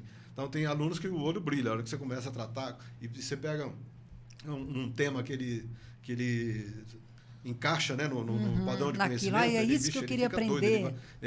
Você vê o aluno vibrando, ele quer fazer a apresentação. Luzes se acendendo, né? Putz, como eu não vi isso antes. É mais ou menos assim. A pós-graduação, normalmente, a gente trabalha com no máximo 30 pessoas, não é muito mais que isso. Então, você pede para os alunos, levanta a mão quem quer dar aulas, né? Quem quer ser professor. Tem 2 que erguem a mão, 2, 3. Daí eu falo, gente, vocês acham que a gente ganha tão mal assim? O salário é pequeno, mas não é tão ruim assim, né? Tem colegas que largaram o mundo corporativo e vivem só de aula, né? O próprio professor Marion, sim, né? É um professor que ele é 24 horas no ar no mundo de educação. Ele não vive outro segmento. Então, existe um pouquinho de um número bem pequeno de alunos que se interessam por isso. Ele quer se aprofundar na área de conhecimento, numa determinada área de conhecimento, né? E se lançar depois num mercado mais abrangente. Mas é um número pequeno, sim. A maior parte tem um interesse bem específico. Certo. A graduação também não é diferente, não. Tá? A graduação é uma sala de 100 alunos, você vai ter 10 caras ali que vão se destacar. Que realmente quer. Essa é só para ter o diploma. Essa questão da pejotização, né, que eles falam muito. Isso. Tudo vira MEI, tudo vira PJ. Tudo vira não PJ somente, hoje, tudo vira PJ. Também não é algo que vai mudar um pouco o mercado em relação à consultoria financeira? Porque nem toda empresa, a minha visão, me corrija até melhor se eu estiver errado. Mas tem empresas que não demandam uma pessoa interna, né? E às vezes uma empresa grande retém um diamante ali, alguém precioso por questão, tipo assim, sei lá, a Nestlé contrata um cara treta e de repente esse cara vai dar só uma consultoria, ele pode atender outras empresas, enfim. Isso mudou bastante, como eu disse, de 19 para cá, 18, 19 para cá, essa questão da inteligência emocional, aí, da capacidade do profissional, e com a pejotização, como você disse aí, eu vejo a pejotização como uma coisa favorável, uma coisa boa que aconteceu, que ela dá oportunidade ao talento. Então, você tem grandes talentos dentro da área comercial, você tem grandes talentos dentro da área de tecnologia, né? Eu trabalhei com uma empresa recente agora, E tem meninos lá, eu falo meninos de 18, 20 e poucos anos, são gênios. Né? Os caras têm uma capacidade de desenvolver software, capacidade de desenvolver sistemas fantástica. Ele cria conceitos, né, de processo de gestão e dentro da área de tecnologia. Então, eu acho que isso vem a facilitar a participação, como você disse, dessa pessoa em um número mais amplo de negócio, um número mais amplo de empresa. Né? Então, eu acho muito importante isso, muito interessante. A grande empresa, o que ela fazia? Eu vou contratar o Falcone porque ele domina determinado segmento e eu não quero que o concorrente o tenha. Que era o capital intelectual. Isso, né? trazia o capital intelectual para o teu lado e acabou. Peraí, minha empresa vale mais quando o Falcone está aqui dentro. Vale mais se a Vilma estiver aqui. Sem essa dupla, a minha empresa valeria menos. Mas isso é algo que ainda existe no alto corporativismo. Ainda existe. Então, e tem caras, eu tenho um primo nosso, muito querido, inclusive, e de um conhecimento fantástico, mas ele é corporativo. Né? Ele já até tentou passar pela... Ele funciona lá dentro. Funciona bem dentro do corporativo. E muitas vezes, professor... Você falou de primo, eu tenho um primo meu, filho da minha madrinha, que ele era o representante legal no Chile da Cibelco, que é a maior mineradora do mundo. Sim. Então, assim, o cara é brabo. Aí, quando a Cibelco vendeu as operações do Chile, de cobre, né, ali, ele foi contratado pela empresa americana que vendia insumos. Então, assim, essa questão do capital intelectual é algo extremamente importante. Mas a pejotização vai tirar um pouco disso aí. Aqui no rabo do foguete também, né? Até porque, se você olhar, até eu e o Wagner, nós temos o número de quantas empresas, pequenas e médias empresas, nós temos. No modo geral, no Brasil e até em Rio Preto, separado, nós temos esse dado. Então, a quantidade de pequena e média empresa, quando a gente fala em média empresa, o cara fala, mas não está falando em pequena e média empresa, que tamanho é isso? Até onde a empresa é pequena e até onde ela é média. Espetacular. Sempre tem tamanho é isso? Tem sempre essa dificuldade. Pra você ter uma ideia, uma empresa que fatura 50 milhões, né, é considerada uma empresa pequena. Né? Então, a média empresa vai até 300 milhões ano. E acima de 300 milhões ano, ela passa a ser considerada como grande empresa. Então, quer dizer, quando nós estamos falando de um universo de pequena e média empresa, não são tão... não tão pequenas. Não é um mês só. Né? Não é condizente ao nome, né? Exatamente. Então, existe um universo muito favorável, muito interessante, contratando o PJ, contratando o talento, contratando esse cara talentoso para que desenvolva lá um projeto e vai atender outro. Né? Então, esse número que eu falei com vocês aqui. Quantas empresas? Mais de 200. Mas por que você conseguiu atender mais de 200? Porque eu sou um PJ. Porque eu estou disponível no mercado. Tempo, né, o meu talento é contratado. Os caras contratam o meu talento e eu vou vender para quem? Por um período. Você saiu de uma empresa, você já saiu contratado por ela, né? Você falou um ponto muito interessante. Teve uma situação que eu cheguei na empresa e o gestor, que era um corporativo, né, e ele ficou assustado. Falou, esse cara vai entrar aqui, vai mudar tudo. A forma de eu trabalhar, ele vai me atrapalhar. E eu chamei ele numa reunião, falei, olha, deixa eu explicar uma coisa. O meu projeto tem início, meio e fim. Mas se você colaborar comigo, quanto mais você colaborar, mais rápido eu vou embora. E outra coisa... Eu não vou canibalizar a sua oportunidade. Eu não quero a sua oportunidade. E detalhe, não vou tomar o seu lugar. Exatamente. Falei, eu não quero ser CLT. Eu não quero ficar registrado não aqui na vou tomar a sua cadeira. Isso, né? A minha vida... Não estou espiando nenhuma terra. Eu sou refém do meu PJ, né? Do meu CNPJ. Não quero o seu salário. Não quero a sua empresa. Não quero o seu salário. Mas é isso que tem pessoas que não sabem lidar muito bem com esse tipo complicado. de concorrência. Não, mas você vai mudar tudo. Olha, se a gente vai propor uma mudança, é porque algo está errado. Né? Então, como eu falei com vocês aqui, a quantidade de cursos, eu fiquei 40 anos estudando aí, aproximadamente. Então, foi 40 anos de faculdade, de cursos de línguas e um monte de coisas que a gente acabou estudando, mas justamente para poder oferecer um trabalho de qualidade. Quando a gente entra numa empresa e que a gente faz o diagnóstico e passa a conhecer o negócio, né, as decisões que a gente propõe para aquela empresa, a gente propõe de forma assertiva, né, com convicção. Vamos fazer isso que vai dar certo. Né? Então, como eu disse, são vários casos que os caras chamam de... Teve um muito bacana, que foi um projeto agro que a gente fez, de piscicultura até. Nós fizemos o projeto no início da planta, né, da estrutura, eu não posso falar nome aqui, mas no início da planta. Passados uns 10 anos, houve uma mudança societária e o empresário que ficou comandando o negócio, ele me ligou e me chamou de novo. Ele falou, dá um pulo aqui, vamos conversar. Eu falei, tá bom. Eu falei, o que você precisa? Ele falou, primeiro deixa eu te mostrar uma coisa. Então, aquele relatório de estudo de viabilidade que eu fiz para a empresa dele, ele colocou no quadro, e depois ele colocou o resultado que a empresa obteve no período que eu tinha previsto, porque a gente faz a avaliação e previsão. Né? Ele falou, você acertou tudo, parece que você conhecia o que ia acontecer, você tinha lá um bruxo. Um bruxo, você sabia o que ia acontecer. E foi exatamente o que você falou, aconteceu. Eu falei, que bacana, fico feliz, né? Porque foi um trabalho árduo, foi um trabalho difícil, demorei para fazer. E ele falou, eu falei, então, mas então, o que você quer? Eu falei, eu quero que você faça de novo. Nos próximos 5 anos, como é que a gente vai poder conduzir? Aí a gente refez o trabalho para ele. Então, como você disse, foi um troféu, né? Sim, o cara me mostrou que realmente a leitura que a gente fez do negócio deu certo e é ele que me chama de volta para poder... Foi comer o segundo prato. Foi comer o segundo prato. Exatamente, isso é muito bom. Muito bem. Muito bom. E deixa eu te falar, tem além desse, algum case que você fala assim, putz, cara, isso aqui é um negócio que eu tenho que... tem que estar no canhotinho replicar. No meu cartão de visita e então, assim, eu já fiz isso aqui. Tem que replicar essa ideia. Assim, que tem muita coisa que a gente fica preso ao sigilo, né? A gente não pode citar nomes, né, de empresas. Mas o que eu posso falar, que é aberto, eu tenho autorização até para falar do Expresso Salomé. O Expresso Salomé foi uma empresa que, quando a gente começou, era uma estrutura, e não só eu, mas o escritório também, que é o do Trevisan, do Osmar Trevisan e o Luiz, a gente conseguiu formatar um procedimento de trabalho, né, que fez com que a empresa abrisse o leque de oportunidades e de leitura de novos negócios, de novas percepções de negócio. Então, como eu disse, é uma empresa que eu tenho um carinho muito grande, além de ter esse respaldo e respeito mútuo, né? Eu respeito as decisões deles e a forma que eles trabalham, e eles também respeitam as minhas orientações. Então é muito gostoso. Tem bastante coisa. Como eu disse, são 200 casos. Mais de 200 casos. Mas a gente não pode falar muita coisa. E já que não pode falar muita coisa de empresa, que tem a ética, tem o sigilo, né? Lembro até hoje do juramento. Juro por Deus e todos. Perante a sociedade. Perante a sociedade. Agora, aluno.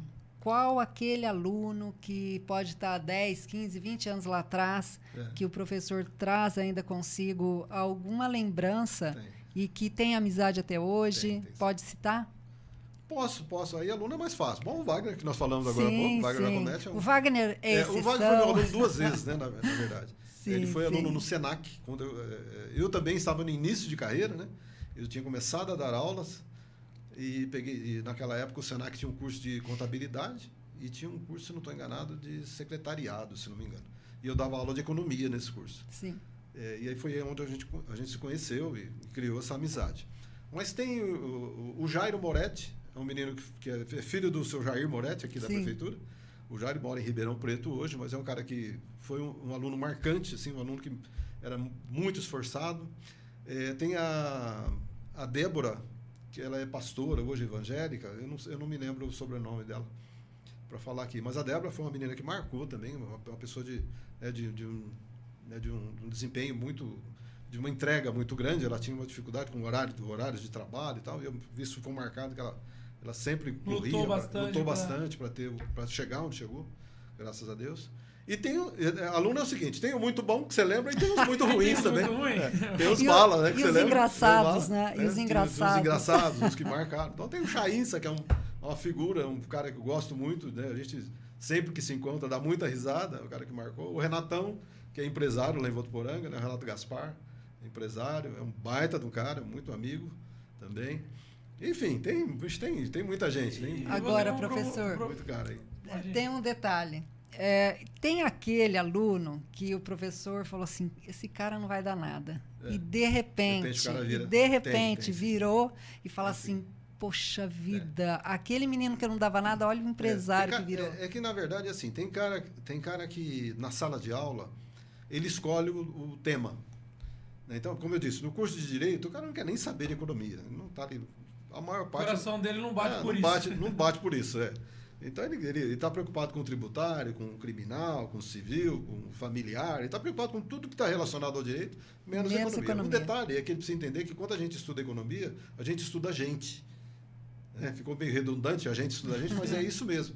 Né? O estudo de economia, por mais numérico que ele possa ser, ele é um estudo da área de humanas. É comportamento da sociedade, é isso que a gente estuda. E por isso que o direito coloca dentro da grade o curso de economia. É a exatas, né, aplicada na humanas. Isso, é a exatas dentro da regra da humanas. Então, o curso de economia é um curso de humanas, né? A gente cuida de sociedade, de pessoas. Não está só relacionado à questão numérica. Né? Então, tem alunos, né, principalmente no curso de administração, que ele não gosta de RH. Fala essa história de RH, eu não gosto disso. E tem alunos também que idolatram o RH e não gostavam, não ia bem, eles ficavam de DP, carregavam DP em finanças, que é a área que a gente trabalhava com isso. Aí chega um ponto, o cara não vai tão bem em finanças, mas ele vai muito bem nas outras áreas. Aí chega uma hora que você encontra com esse cara no mercado, esse cara vai estar no mercado. Aí pode ser que ele atue mais numa área de RH, mais numa área de produção, enfim, marketing. Na verdade, não é que ele não ia bem, não tinha capacidade, é porque não há dentro do que ele queria fazer. Não então tem muito ex-aluno que não é preciso falar, pô, esse cara é meia boca. E hoje o cara, né, ocupa aí. Você já teve aquele diamantezinho desperdiçado? Fala, putz, esse cara, se aplicasse um pouquinho mais, esse cara ia voar. Isso, eu tive alunos e alunas, inclusive, que às vezes chegava em casa e falava, puxa vida, é uma coisa muito triste. Um aluno excelente e ele vai ter que parar de estudar porque não tem recurso. Putz. Vai parar. E, infelizmente, a gente, por mais que o coração aperte, você não tem muito o que fazer. Né? Não consegue. Não tem muito o que fazer. A faculdade vive da mensalidade. Sim. Então, ela não pode sair dando bolsa de estudo para todo mundo. E a gente também não pode. A gente tentava orientar, vai atrás. Um fato que eu não me envergonho de forma alguma de contar, quando eu entrei na primeira faculdade, foi um período de inflação, eu estou falando aqui em 82, mais ou menos, foi um período de inflação muito alto, e a faculdade aumentava a mensalidade todo mês. E era muito difícil para pagar. E chegou um momento que o meu salário não acompanhava os aumentos da faculdade. E eu fui atrás, para vocês terem uma ideia, ouvindo a Voz do Brasil, do trabalho, né? Então, lá na Voz do Brasil, o cara falou assim, agora, informação do MEC, está disponibilizado para a Prefeitura de São José do Rio Preto verba para a Bolsa de Estudos, em nível universitário. Eu falei, opa, eu ouvindo a Voz do Brasil trabalhando. Eu falei, opa, peraí, vou atrás disso. Vou atrás. Naquela época, o Guarani. Tocava o Guarani na Voz do Brasil, na abertura. Eu toco no trompete o Guarani. Tocava o Guarani na abertura da Voz do Brasil. O que eu fiz no dia seguinte? Até hoje toca. O que eu fiz no dia seguinte? Fui na prefeitura. Falei, olha, eu ouvi ontem na Voz do Brasil, no programa tal e tal, que Rio Preto vai receber X verba de recurso para financiar bolsa de estudos. E a pessoa já estava sabendo também? Dava não, nada? A pessoa falou, não, mas eu não sei disso, não. Eu falei, você não ouviu? Não ouvi, então. Você vai receber no Diário Oficial, vai vir, que tem isso. Eu falei, o que eu tenho que fazer? Ela falou, não, tem um requerimento que você pode fazer. E aí ela me orientou, falou, até vou te dar uma outra opção. Tem a verba que vem para a prefeitura e tem a verba que vai para a Câmara de Vereadores. Faz o pedido para os dois. E foi o que eu fiz. Eu entrei com um pedido na prefeitura e ao mesmo tempo, o pedido na Câmara dos Vereadores. Da prefeitura eu não consegui, mas a Câmara dos Vereadores me deu. Poxa. 6 meses de bolsa de estudo. Fala aqui o nome. O professor Laerte Teixeira foi meu professor e ele que aprovou a primeira vez. E depois, um vereador que nós tivemos em Rio Preto chamado João Bem-vindo. O Laerte, ele foi vereador. Foi vereador. Isso, foi presidente da Câmara. E o João Bem-vindo, que era um vizinho do meu pai, né, da casa do meu pai, e ele era vereador e ele conseguiu aprovar para mim também. Mais 6 meses. Então, eu consegui 1 ano de bolsa de estudos, né, através da Câmara de Vereadores de Rio Preto. E a prefeitura ainda tem, pode, quem estiver nos ouvindo e tiver a dificuldade, pode buscar. Então, pega a voz da abertura? Faz a abertura. Ouça a Voz do Brasil. Então, são situações que às vezes a gente tenta orientar, como você falou, tem o diamante que fica esquecido? Às vezes tem. E tem um diamante que se desperdiça também, né, cara? Tem um cara que sabe demais, mas também não está nem aí. Eu falo do meu TDAH. Meu TDAH me eu tenho um colega... Eu fiz contábeis, né? Eu trabalhei dos 12 aos 19 anos com contabilidade. Meu primeiro trabalho foi no escritório de contabilidade. Na época lá do Mata Borrão ou não? Onde? que esse mata-borrão, você não é dessa época, né? Mata borrão. Nem Ele é sabe. muito jovem, ele não vai lembrar aquele, disso, não. aquele de apagar? É que você põe embaixo, né? Pra, Sim. Pra não Eu manchar. sou Mas da você época tinha do 6 anos de idade. da ficha do tríplice. corretivo. Da ficha Do tríplice. corretivo pra... Amarelinha, verdinha, pra, rosa. pra máquina de escrever e tal. Você fez datilografia? Fiz datilografia. Duvido. Fiz datilografia. Nossa, então... Então você é bem mais velho que nós estamos pensando, hein? Não, Bem eu mais. comecei- Eu tenho 36, Ele tá eu no comecei formal. com 12 anos. Tá no Você ia formal. fazer a DARF, era tudo na mão ali, tal, Gary, tinha um monte de gente. Máquina de escrever não é no meu tempo, não lembro. Eu lembro que tinha uma dessas prateleiras, né, de aço que era separado, escrito lá com os tipos de guias que você ia preencher. Isso. E aí você tinha que preencher tudo na máquina de escrever. Aí Tudo como veio certinho, né? aquelas máquinas da IBM, que era elétrica. Nossa, e tal, né? Eu era tenho na melhor. minha sala 3 máquinas de escrever lá. Lá, Olivetti. Tá na lá. minha Tem época... tem a Facite, uma Facite Olivetti. 2 Facite e uma Olivetti. Olivetti. Tá lá Na na minha sala. época só usava a elétrica quando você subia de cargo. Quando você era bom, tem que ser muito bom. Né? Era Eu bom. só fui ser digitador, na época eu trabalhava no Rodobens, né, e prestava serviço lá na Verdade. Eu só fui ser digitador porque eu era muito bom na calculadora.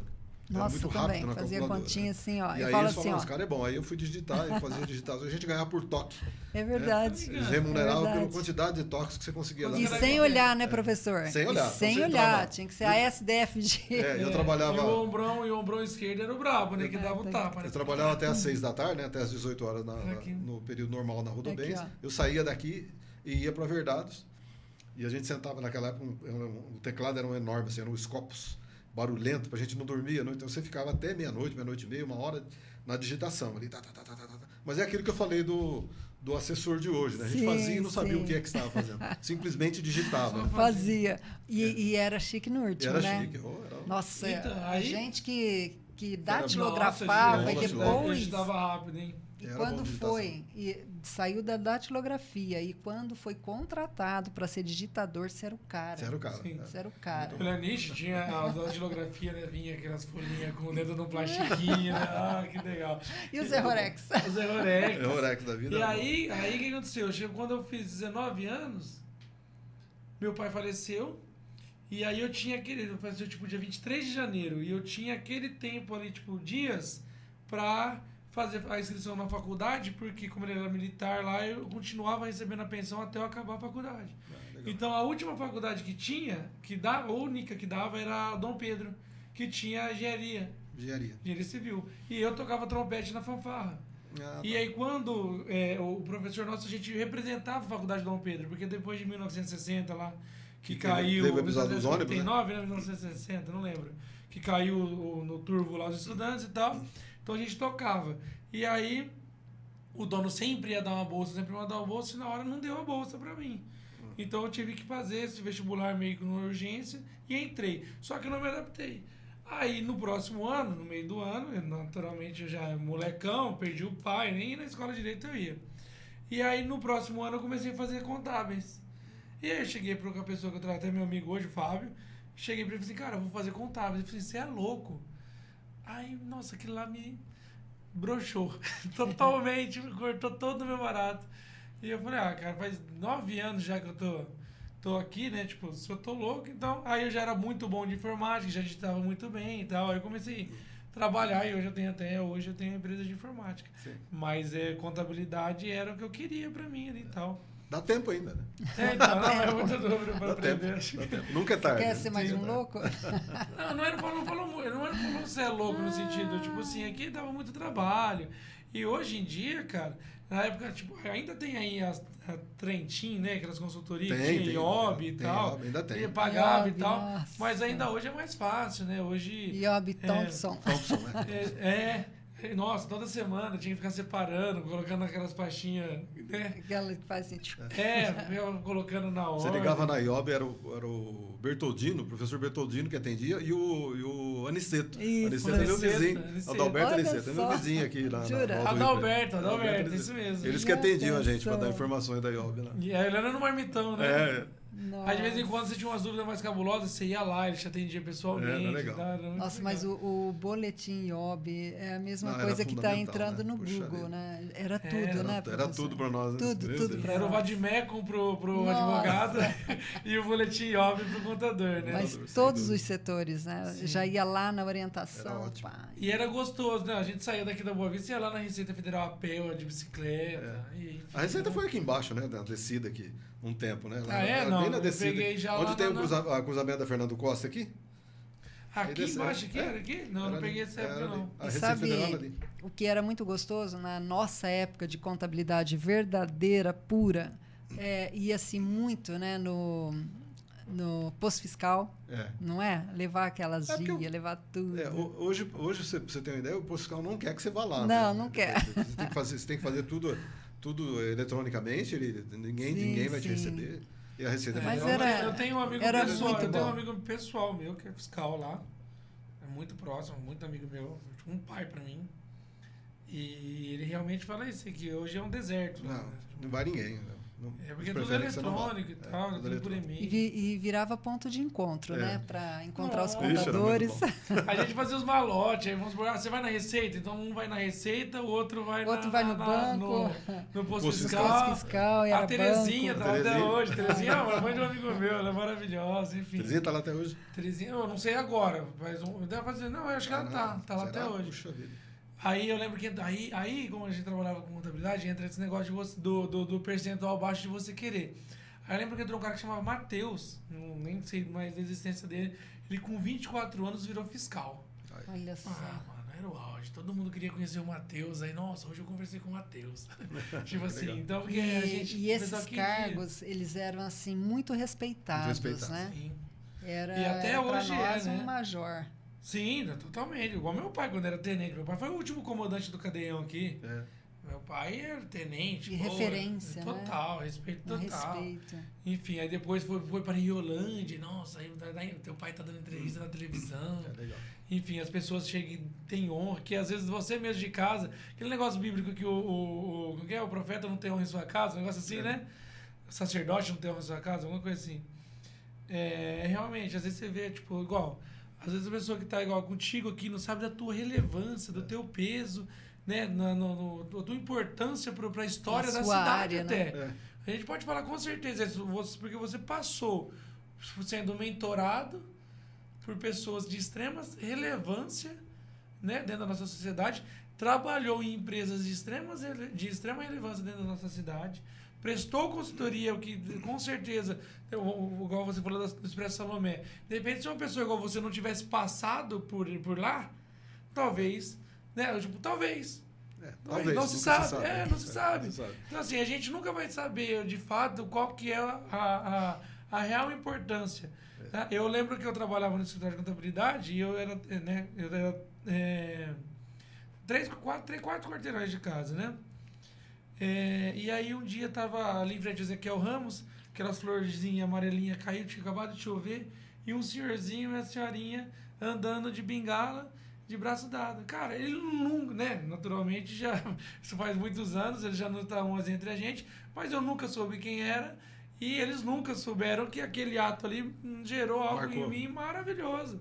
Então, assim, às vezes a gente de fato não sabe qual que é o legado que a gente deixa. Isso. E às vezes, por mais que a gente saiba que deixamos um legado, né? A gente não sabe qual que é o tamanho, né? Exatamente. Com certeza. E bem. professor, antes, né, de ser professor, depois de ser esse empresário com essa consultoria tão ativa, além dessa empresa que o professor saiu, me disse que foram 15 anos. Foi. 15 Foi a anos. primeira ou foi Não, essa já uma foi... das? Não, de uma das. Uma das. É porque, como eu disse, eu passei pelo grupo Rodobens, né, Sim. no período. E dali eu vim para essa empresa de varejo, né, Sim. de alimentação. E nesse período eu já montei a consultoria e eu já lecionava, né? E jovem também, né, bem professor? jovem. Eu já lecionava. O lecionar, a gente começou em 1987, ainda em curso técnico, né? E depois em 90, se não estou enganado, 92, que a gente ingressou para a faculdade. Aí eu passei a ser coordenador de curso, né? A gente foi galgando alguns cargos dentro das instituições. né? Então, eu passei a ser coordenador de curso. Fui coordenador na Unirp e depois fui coordenador na Unip, por último, a última empresa que eu trabalhei. E nas duas foram o mesmo tempo, né? Foram 15, 16 anos de atuação dentro dessas empresas. Bastante tempo. Tem uma historinha. E hoje em então, dia... assim, falar do Raimundo, falar do professor Raimundo, é quase que impossível falar de mim empresário e separar não tem como, a vida né, acadêmica. professor? É muito junto, né? As coisas aconteceram ao mesmo tempo. Muito misturado, A história né? se confunde. A história se confunde. É aquela velha muito história, junto. né? É muito junto. E, por exemplo, professor, eu fiz o técnico contábil, na época eram 3 anos, em seguida fui para a faculdade. Tá. Hoje ainda existe o técnico contábil? Hoje existe o curso tecnólogo, né? Mudou um pouquinho, as grades mudaram, né? Sim. Hoje tem os cursos de tecnólogo. Na verdade, é assim, quando a gente vê algum filme americano, você vê lá, a família contrata um técnico para arrumar a parte elétrica. Sim. Esse técnico, ele faz um curso de tecnólogo, ele não foi para a faculdade. Sim. Tá? Ou a família contrata um despachante para cuidar de um documento. Esse cara não foi para a faculdade, ele fez um tecnólogo. Sim. Eu quero um cara eu vou fazer um raio-x do tórax. Aquele profissional que te faz o raio-x do tórax, ele não fez a faculdade de medicina, ele fez um tecnólogo dentro da área de imagens ali para poder... Eu acho que o mais caricato é a questão do raio-x mesmo. Isso. Né? Que não existe graduação. não existe E eu graduação. digo assim, que eu aprendi muito mais e profundamente nos meus 3 anos de contabilidade do que realmente na faculdade. Sim. Porque aqueles 3 anos Mas eu te explico por quê. vividos na contabilidade, para mim, foram fundamentais até para que essa formação minha prevalecesse. Sim. Então, eu já queria muito, já trabalhava com contabilidade, Sim. com professores que me davam aula, e depois eu fui para a formação. Tá. Porém, como se explica, né? Eu acho que foi amor primeiro, me apaixonei, depois se tornou um amor que é mais suave, né? Mas eu te explico isso. Na verdade, o que acontece é uma diferença de grade curricular. No curso técnico, você já entra no primeiro semestre, Sim, né? Você já entra dentro da prática. Você já entra realizando, praticando, aprendendo lançamentos, aprendendo balanço, né? Você já vai aprendendo. Quando você vai para a faculdade, e até uma questão de posicionamento, né? A faculdade ela tenta e consegue, né? A gente fala isso porque as nossas grades tinham esse intuito e a gente conseguia. Criar o senso de pesquisa no aluno. Né? Então, a busca, né? Então, antes de você... o aluno de faculdade, o cara fala, mas eu não vou aprender a fazer lançamento? E eu respondia, não, aqui não. Você deveria ter aprendido ali atrás. Aqui, o lançamento já está feito. Você precisa interpretar o balanço. Você precisa saber a decisão que você vai tomar. Você é o gestor da empresa. Você não é o assistente, você é o gestor. Você vai ser o diretor. Então, é essa a diferença dos dois mundos. Né? Então, por que eu faço a faculdade? Você já está no Você oficial, você vai sair oficial. Você vai sair oficial. Então, você é o cara que vai fazer a leitura. Você que vai tomar decisões acerca de um determinado negócio, de uma determinada atividade. E no tecnólogo, você vai ser o assistente. Você vai ser o cara que vai fazer o lançamento, que vai carregar o piano. Você vai tocar. É o médico e o enfermeiro. Isso, não, aqui exatamente. você toca o piano e esse aqui carrega para você. Exatamente. E hoje, analisando algumas empresas, a gente vê um gerente, vê um diretor querendo discutir balanço. E realmente você vai discutir, não genericamente, não generalizando, mas você vai discutir uma DRE com o diretor. Ele fala, chama o assistente. Sim. Porque o assistente que entende o débito e crédito, ele que sabe. Então, ele sabe conduzir, ele sabe fazer a leitura, mas o operacional realmente, de fato, É meio que um aprende a fazer, o outro aprende fazendo, né? Sim, é um negócio exatamente. mais ou menos dentro desse ambiente. Eu participo do conselho da RNI, no comitê de auditoria. E tem a equipe que monta né, a equipe de peso mesmo, que são os caras que fazem a contabilidade, eles participam da apresentação. Sim. E todo o movimento de se tem nota explicativa, onde entrou, onde saiu, por que entrou, por que saiu, esses caras que sabem. Então, então a gente baixa a cabeça, porque fica quietinho, porque o cara realmente sabe. Tira o chapéu. Às vezes a gente professor? até aponta um detalhe ou outro ali, Mas os caras que sabem o que está acontecendo é essa turma que realiza. Então, mas aí o papel do contador, do consultor, que foi o que é o oficial, ele vai fazer o quê? Ele vai solicitar aquele resultado. A pessoa Isso, vai exatamente. executar, você entendeu? Exato. É bem por aí. O cara vai ter a expertise de gerir os dados levantados pela equipe técnica. E Exatamente. Um exemplo bobo, a gente entrevistou esses dias o Lucas, que ele falou assim, ó, todas as empresas, quando a gente vai abrir, a gente vai lá e faz toda a parte elétrica e eu gosto de estar ali perto, porque ele sabe onde que está o negócio. Ele é o dono da empresa, na hora que der um problema... Só que ele sabe também. É diferente de outros. É um cara que tem do Bernardinho nos lanches ali. Cara que tem a empresa... E aí, pô, ele já deve ter se apanhado com problema de eletricidade, não sei o que lá. Aí, pô, eu vou abrir um ponto... Sofrimento até com indenizações, né? Com certeza. Arranca tudo o fio e bota fio novo e faz de novo, porque já sofreu com aquilo lá. Exatamente.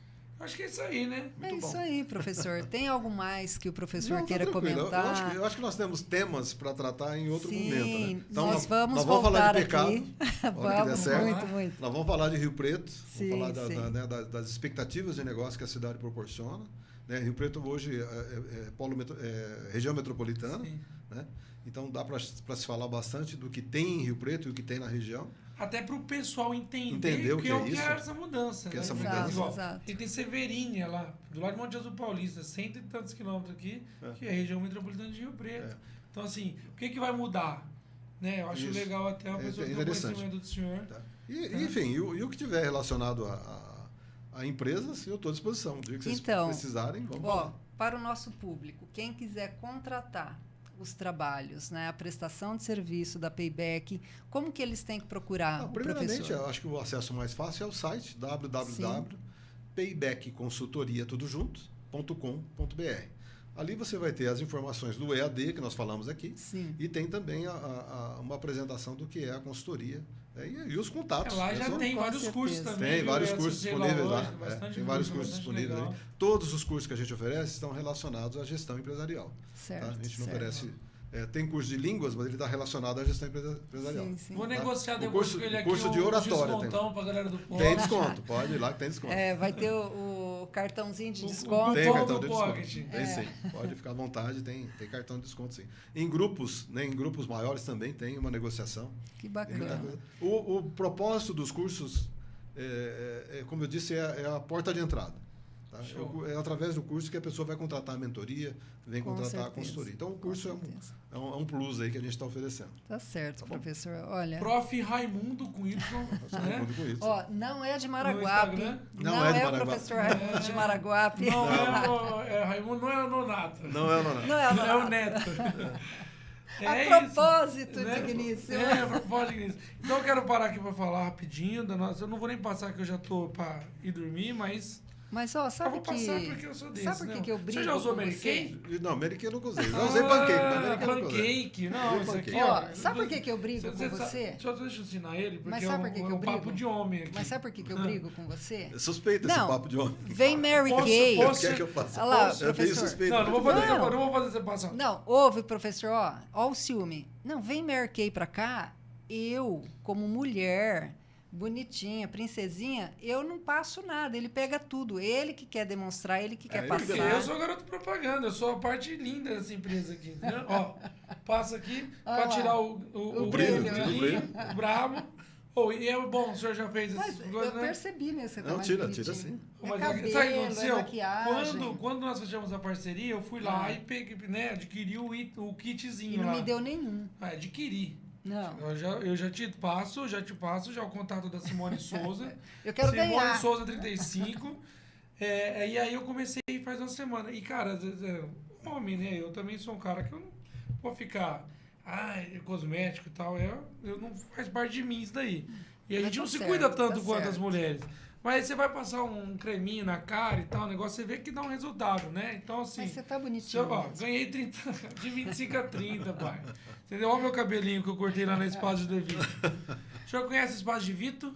Eu acho que eu vi na apresentação de vocês. Eu não Passa conheço. Lá, professor, vale a pena. Vou fazer um convite pro senhor, o senhor vai lá conhecer. Ele só corta, trazer cabelo não. Né?